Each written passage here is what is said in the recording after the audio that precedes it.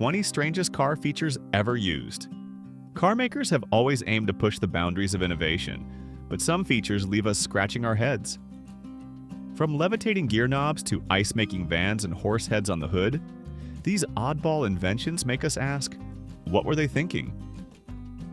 Join us as we explore the strangest and quirkiest car features ever created. The wild wrist twist steering. In 1965, Ford decided to take a wild leap into the unknown, outside the steering wheel, that is. Determined to shake up the automotive world, they went beyond the usual car designers and brought in an aerospace engineer to create something truly different. The result? The wrist twist steering system, proudly showcased on the Mercury Park Lane.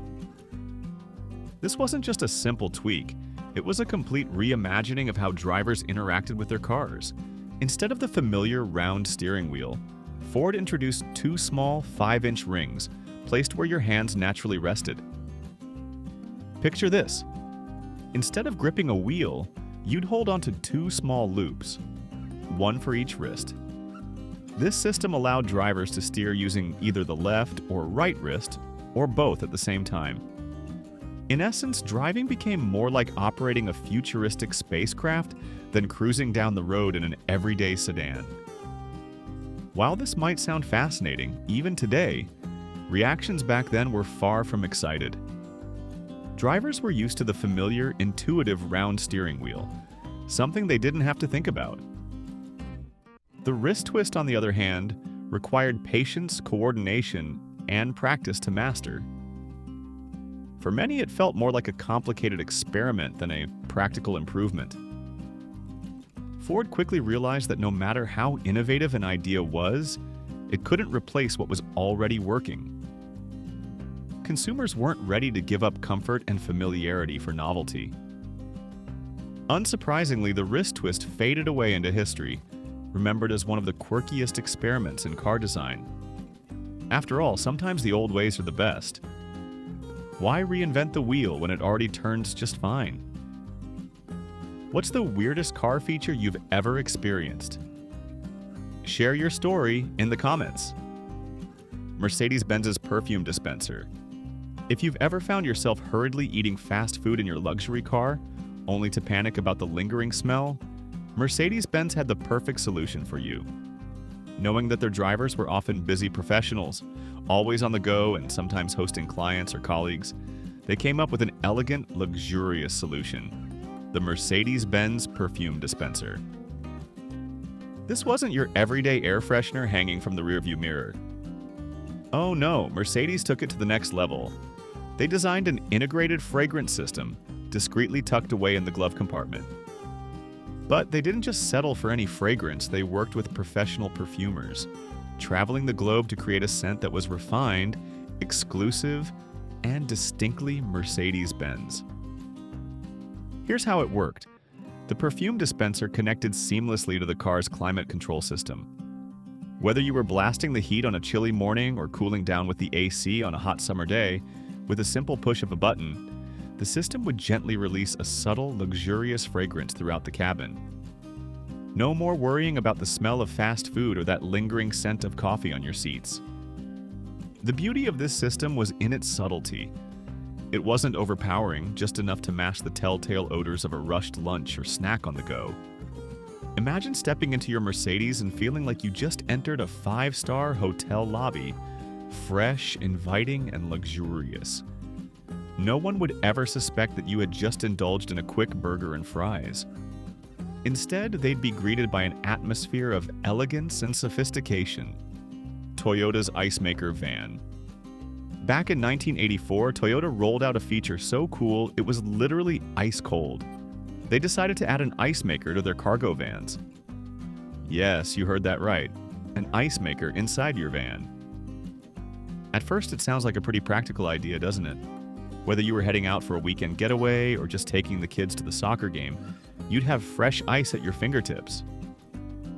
Picture this: a scraped knee on a camping trip, and instead of frantically searching for ice, you just grab some from your very own built-in machine. On a hot summer day, who wouldn't love the idea of endless ice cubes just a few inches away, all while cruising down the highway? But as with many innovative ideas, the surprise came when this cool feature didn't catch on as Toyota had hoped. For most drivers, the thought of making ice while driving seemed like a bit of overkill. How often do you really need ice during your daily commute? Plus, the ice maker took up valuable space inside the van, making some owners feel like it was a little more hassle than it was worth. And let's not forget, maintenance issues cropped up, turning this cool idea into an unexpected headache for some. Despite its short-lived time in the spotlight, Toyota's ice maker didn't disappear completely. The concept was good enough that it was picked up by RV manufacturers, where it remains a beloved feature to this day. It's funny how some ideas, no matter how quirky, can come back around and become timeless. The wild experiment with automatic seatbelts. Back in the late 80s and early 90s, car companies tried something that seemed like a brilliant idea to encourage drivers to buckle up: automatic seatbelts. On paper, this was a high-tech solution to the growing pressure of new seatbelt laws. At the time, wearing a seatbelt wasn't as second nature as it is today. Many drivers resisted, seeing these laws as an inconvenience. So automakers thought, let's make it automatic. But as with many great ideas, things didn't exactly go as planned. Here's how it worked. Unlike today's integrated seatbelts, the automatic systems usually only had a shoulder strap, which was moved by a motorized track connected to the car's door. You'd hop in, close the door, and watch the seatbelt glide across your chest, as if by magic. Open the door and it would reverse, sliding back into place to let you out. Sounds like a futuristic dream, right? But here's the surprise. Drivers quickly realized that the system wasn't as foolproof as it seemed. Most people forgot the critical second step, fastening the manual lap belt. They thought the shoulder strap alone was enough. But skipping this step left them exposed to injury in an accident. And here's where it gets even worse. Imagine dropping your keys or wallet outside the car. Instinctively, you'd open the door to grab them, and bam! The motorized belt would slam into action, yanking you forward toward the steering wheel. What was supposed to be a convenience became a safety hazard. And if that wasn't enough, mechanical failures started cropping up.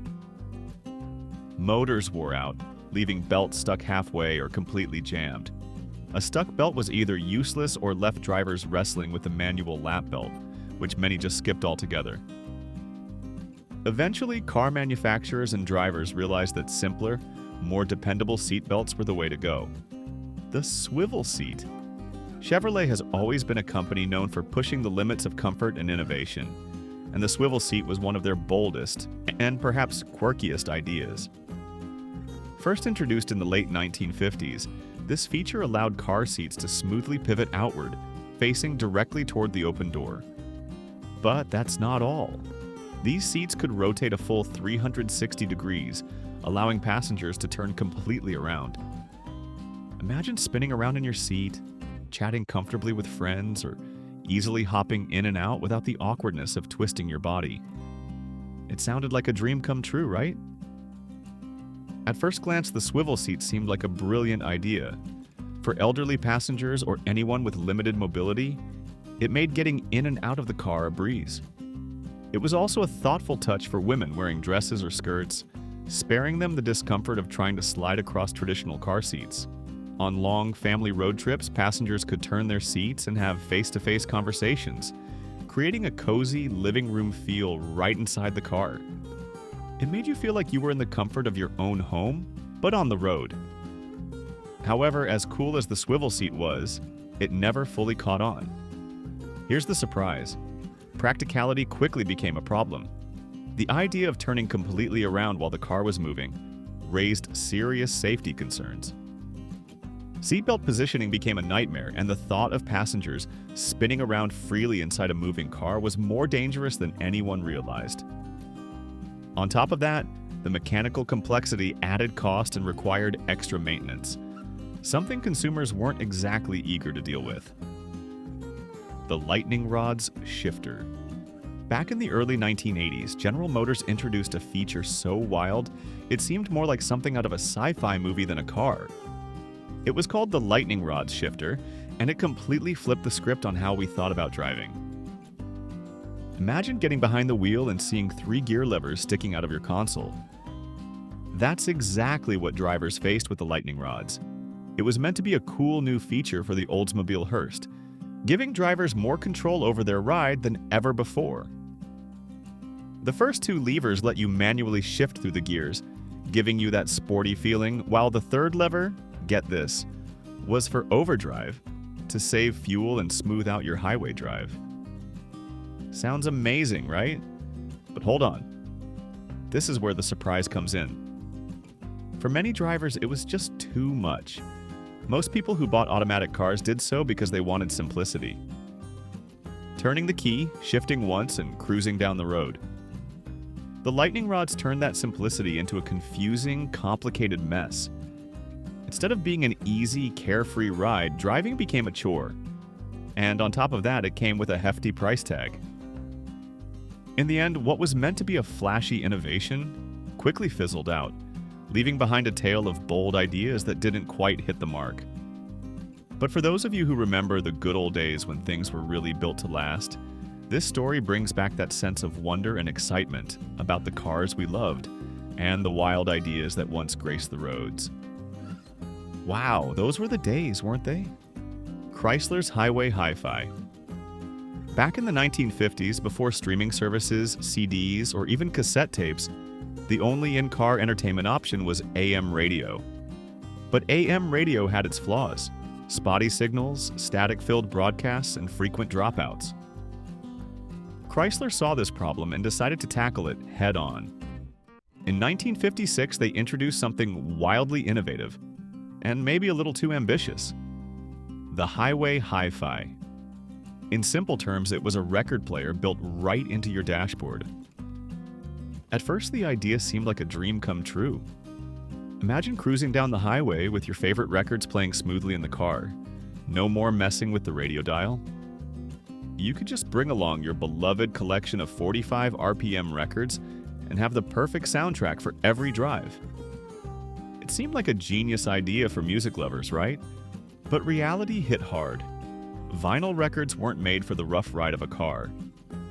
Drivers quickly learned the frustration of carefully stacking their fragile records, always worrying about them getting scratched or damaged. And let's not forget the summer heat. On those scorching days, the heat inside the car would warp or melt records, ruining your favorite tunes for good. But the biggest problem? The practicality, or lack of it. Cars in the 1950s didn't glide smoothly down the road like modern vehicles. They bounced, rattled, and jolted over every pothole and bump. Every little jolt made the needle skip, turning your smooth melody into a frustrating, offbeat mess.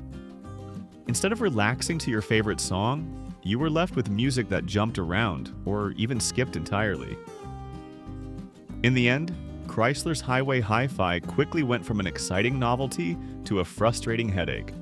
While it was definitely ahead of its time, the world just wasn't ready for in-car record players. Sometimes, even the best ideas need to wait until the technology catches up. The Honda CR-V shower. In 1995, Honda took a wild leap of imagination and added something you wouldn't expect to a popular SUV: a built-in shower. Now, at first, this might sound like a clever and practical idea. After all, vans and RVs often come with showers, so why not equip a compact SUV like the CR-V with one too? Honda pictured people camping, enjoying outdoor sports, or even washing off their muddy dogs after a hike. It sounded like the perfect adventure companion. The Honda CR-V shower featured a small, handheld nozzle plugged into the vehicle's 12-volt socket, along with a compact plastic tub to stand in. You'd simply plug it in, and voila! A refreshing rinse after a dusty trail or a muddy adventure. It seemed like a dream come true, especially after a long hike or day at the beach. But here's the catch. The water was always cold. Imagine standing outside your SUV, eager for a refreshing shower, only to be greeted by icy, uncomfortable water. Unless your CR-V had been roasting in the sun for hours, it was unlikely you'd enjoy a warm rinse, though, let's be honest. Who really wants water heated by the sun in the middle of summer? Despite the novelty, this quirky feature didn't catch on. Sure, it looked good on paper, but in reality, How often did anyone really need an outdoor shower attached to their compact SUV? For most drivers, especially commuters and city dwellers, this extra feature went completely unused. In the end, Honda quietly phased out the shower, but the idea didn't fade away entirely.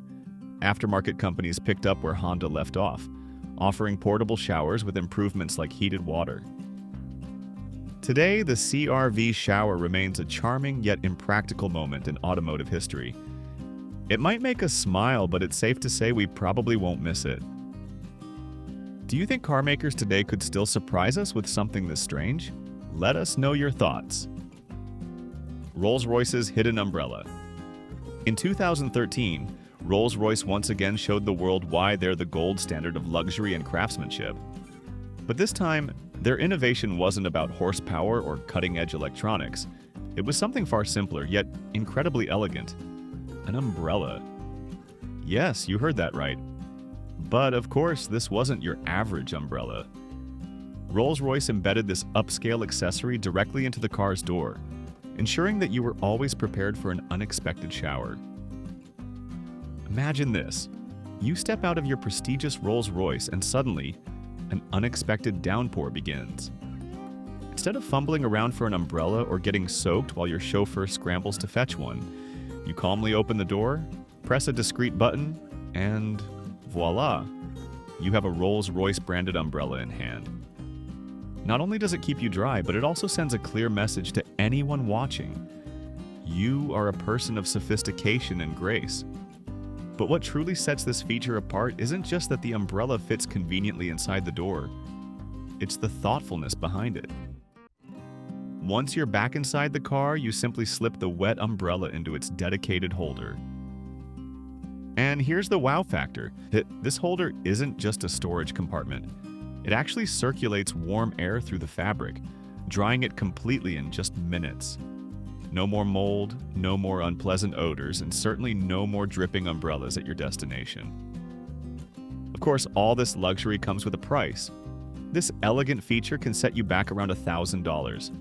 A hefty sum, but one that's very much in line with Rolls-Royce's elite clientele. While some may find it extravagant, for those who can afford it, the umbrella represents the timeless Rolls-Royce spirit. Refined, thoughtful, and effortlessly classy. The Subaru Brat's bolt-in bed seats. Back when safety regulations were a bit looser, and fun sometimes took precedence over practicality, Subaru introduced a quirky feature in their iconic little Brat pickup trucks. In an effort to make riding in the open-air bed of a truck just a little bit safer, Subaru came up with something that seems almost unbelievable today. Bolt-in bed seats. These weren't your typical plush reclining seats.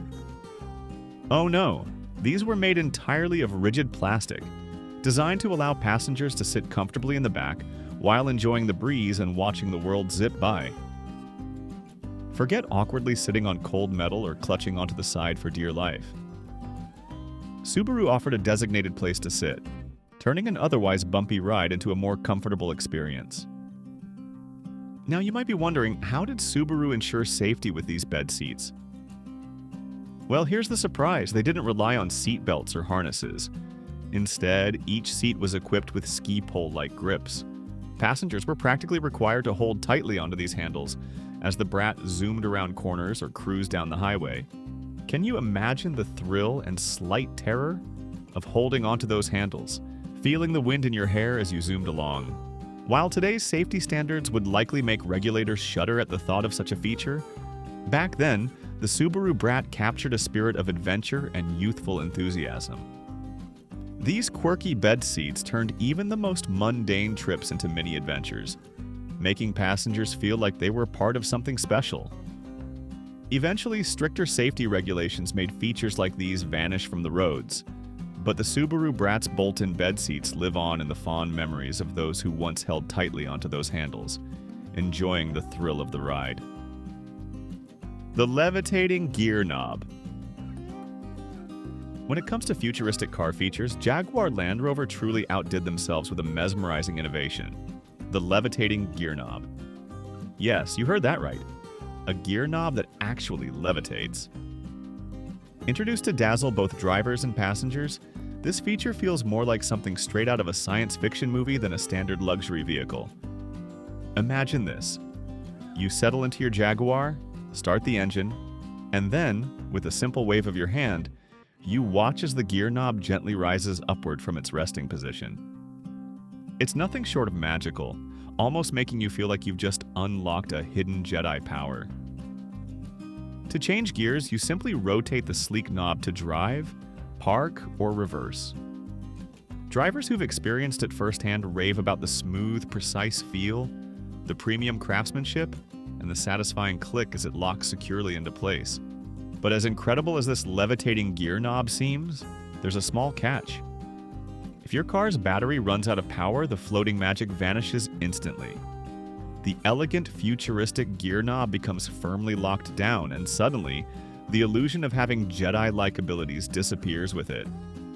Without power, your once levitating knob becomes just another ordinary gear shift, reminding you that no, the Force isn't quite as strong with you as you thought. The Nissan S-Cargo.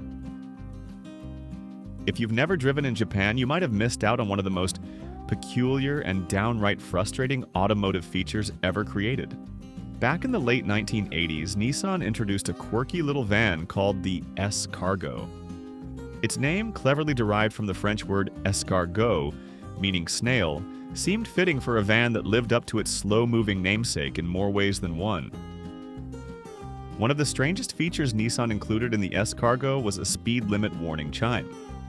Now, at first, a speed reminder sounds like a helpful idea, gently alerting you when you're approaching the legal speed limit. But this wasn't just a gentle reminder, it was more like an ear-piercing alarm. Once you hit the predetermined speed, this shrill chime would blast through the car, ringing endlessly. And here's the kicker. Slowing down wouldn't silence it. Oh no, the chime kept ringing until you turned off the engine. Imagine trying to navigate busy streets, the highway, or just a quiet neighborhood while that relentless ringing just wouldn't stop. It was enough to drive any driver absolutely crazy. As if that wasn't enough, the Nissan S-Cargo had a few other irritating quirks up its sleeve. Every time you closed the door, the side mirrors would shift out of alignment, forcing you to constantly adjust them. And the radio? Well, it had a knack for malfunctioning frequently, adding yet another layer of frustration to an already quirky ride. For those who remember the madness of the chime, it's a part of automotive history we can't help but laugh about now, though we're glad we don't have to experience it again. Thank you for watching. To continue with more content, comment 1 to let us know you're still following. The water balloon bumper. In the wild world of 1960s automotive experimentation, few features were as odd and oddly practical as water balloon bumpers. Yes, you heard that right.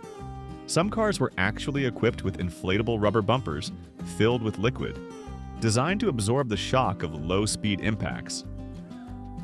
It might sound like something straight out of a kid's summer prank, but this was a real safety feature that was tested on the busy streets of New York, San Francisco, and Portland. The idea behind these so-called water balloon bumpers was surprisingly clever.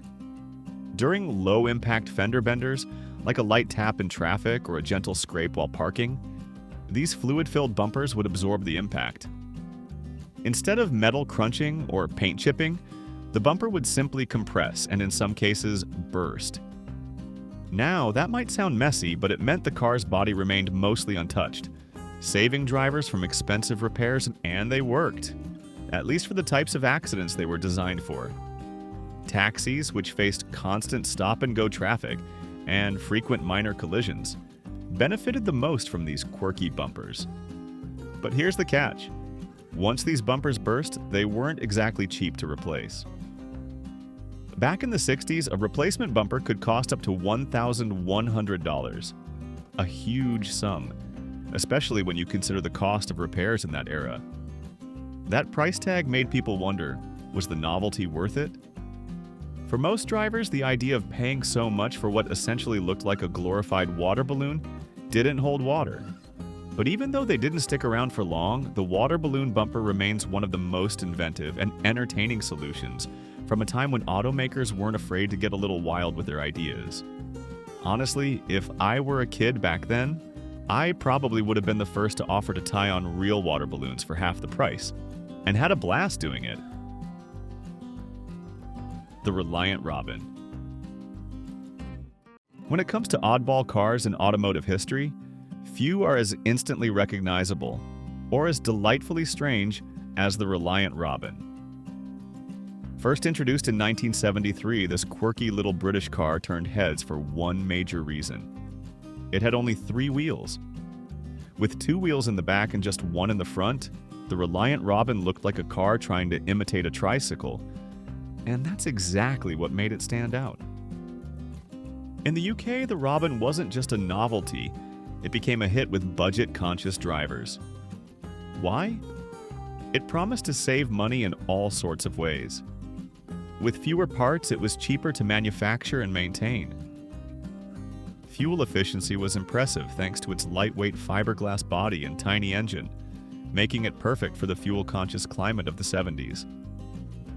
Even the insurance rates were a bonus because of its 3-wheel setup.